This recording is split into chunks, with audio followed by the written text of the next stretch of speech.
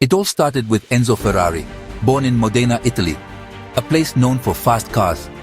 From a young age, Enzo was obsessed with speed and racing. He saw his first car race at 10, and from that moment, he knew his destiny. Enzo became a talented racer for Alfa Romeo, but his true genius was as a team manager. In 1929, he founded Scuderia Ferrari, preparing Alfa Romeo cars and winning races. But Enzo wanted more.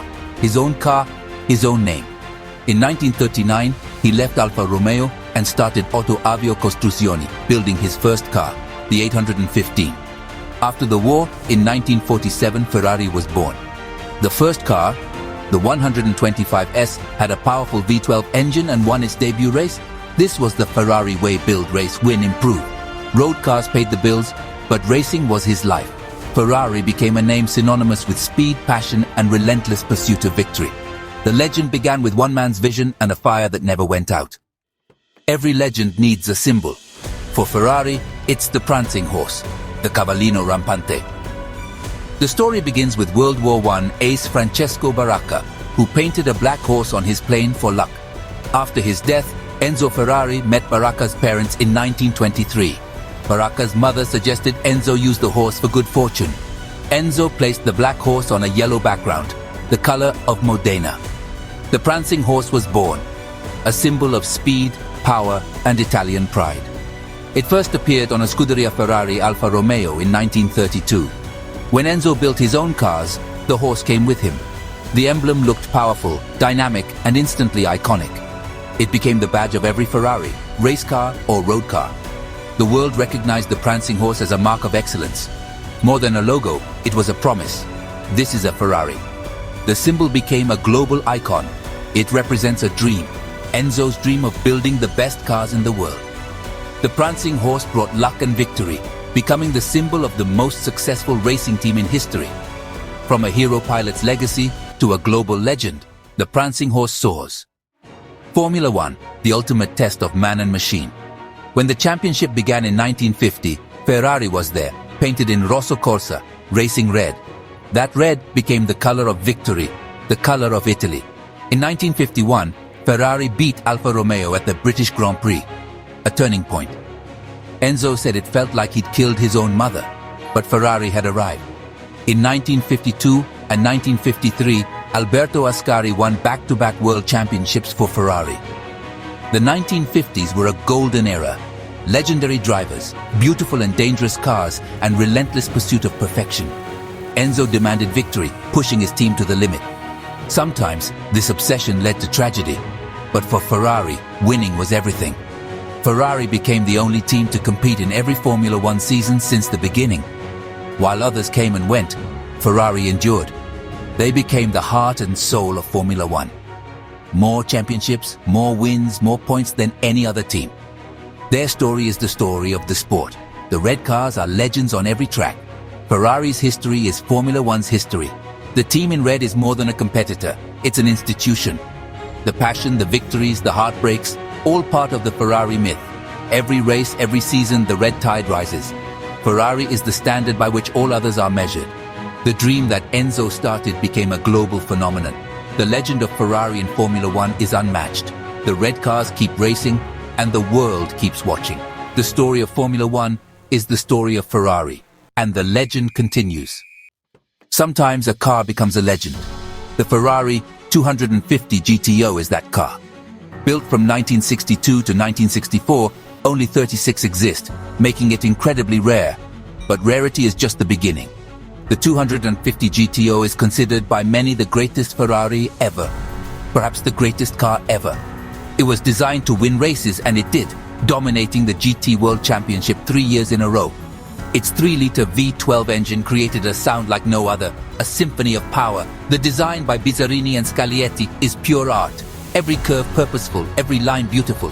Aerodynamic, aggressive, yet elegant, a masterpiece on wheels. Today, the 250 GTO is the holy grail for collectors, selling for tens of millions. But it's more than an investment. It's a piece of history. Owning one is like owning a Picasso. It represents a time when cars were built with passion and soul. The 250 GTO is the ultimate expression of Enzo Ferrari's dream. It's a legend that transcends the road and the racetrack. A symbol of beauty, power, and victory. The 250 GTO is not just a car. It's a legacy. It's the spirit of Ferrari, captured in metal and speed. Every detail tells a story of ambition and excellence. The legend of the 250 GTO endures. It's the car that defines Ferrari, a masterpiece that will never be forgotten. The dream lives on in every GTO, and so does Ferrari's legend. Enzo Ferrari's pride sparked legendary rivalries. The most famous, Ferrari versus Ford. In the 1960s, Ford tried to buy Ferrari, but Enzo refused to give up control.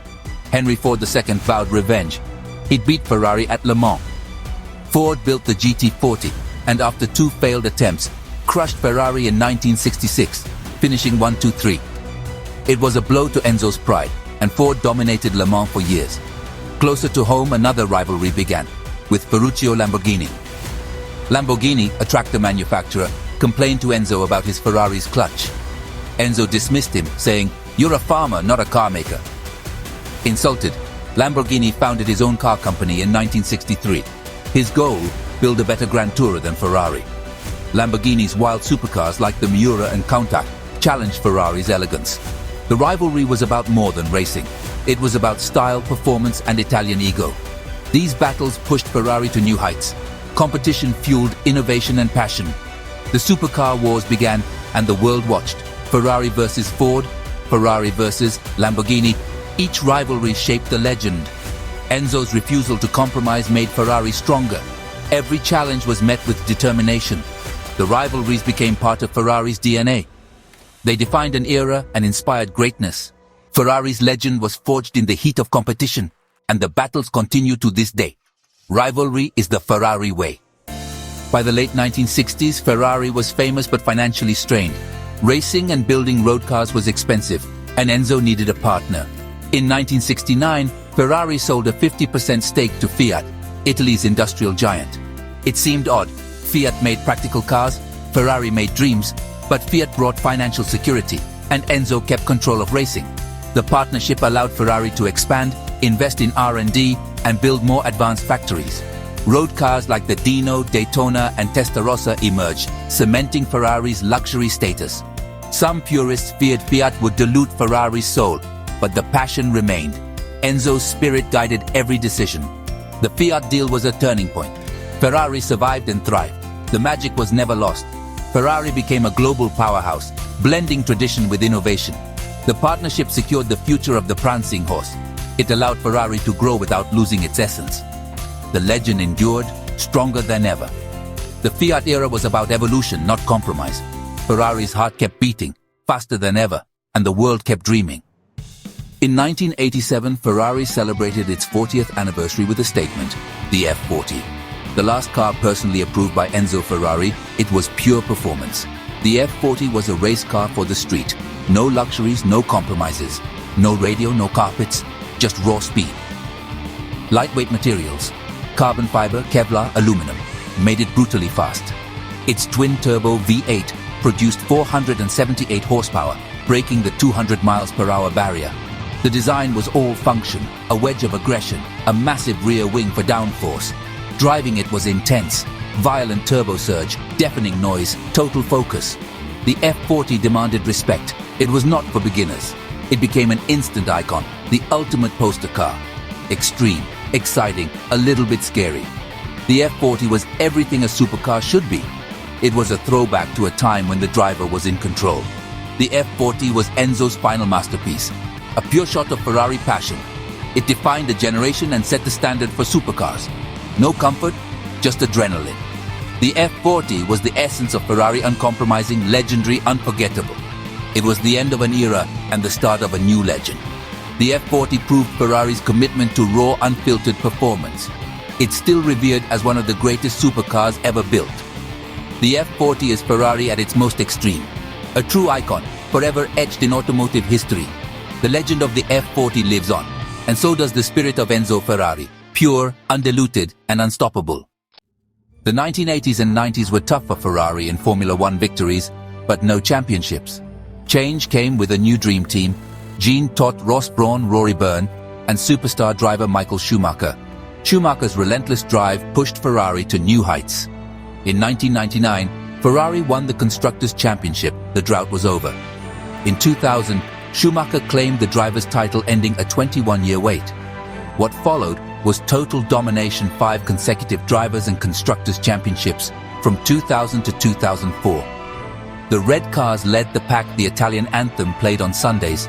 Schumacher became a Ferrari legend, adored in Italy and beyond. This success transformed Ferrari's road cars.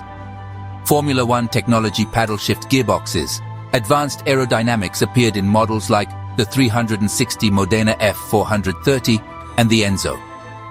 Ferrari's racing triumphs made its road cars even more desirable. The brand soared, both on the track and in the showroom. Ferrari was once again the benchmark. The new millennium brought a new era of dominance. The Dream Team's legacy endures. Ferrari's passion for victory never faded. The red cars inspired a new generation. Racing and road cars evolved together. Ferrari was on top of the world. The legend grew stronger, and the pursuit of excellence continued. Ferrari's golden era was reborn. The 21st century brought new challenges: efficiency, technology, and environmental concerns. For Ferrari, embracing hybrid power without losing its soul was the test. In 2013, they answered with LaFerrari, the ultimate Ferrari. LaFerrari combined a massive V12 with an electric motor using F1-inspired HY Kurs technology. The result? 950 horsepower and mind-bending performance. 0 to 124 miles per hour in under 7 seconds. Brutal acceleration at any speed. Only 499 were made, making it ultra-exclusive. LaFerrari proved hybrids could be thrilling, not just efficient. The design was stunning, the sound unmistakably Ferrari. It was a technological masterpiece, but still a driver's car. LaFerrari showed Ferrari could embrace the future without forgetting its past. Hybrid power became part of the legend. The prancing horse entered a new era, performance and innovation side by side. LaFerrari set the standard for hypercars. The dawn of hybrid Ferrari had arrived. Today, Ferrari is stronger than ever, a global icon, a symbol of passion and excellence. The prancing horse is recognized worldwide, inspiring dreams and emotions. Ferrari's lineup now includes hybrids like the 296 GTB and SF90 Stradale, and even the Purosangue SUV. The company evolves but never loses its soul. In motorsport, Ferrari's fire still burns, winning Le Mans in 2023, thrilling fans in Formula One. The Tifosi's passion is unmatched, the sea of red at Monza legendary. Ferrari has survived wars, crises, and fierce rivalries. It adapts to new technologies and markets but remains true to its roots. The spirit of Enzo Ferrari guides every car, every race. From the first 125S to today's hypercars, every Ferrari is a piece of the dream, a dream of speed, beauty, and victory. The legend is secure.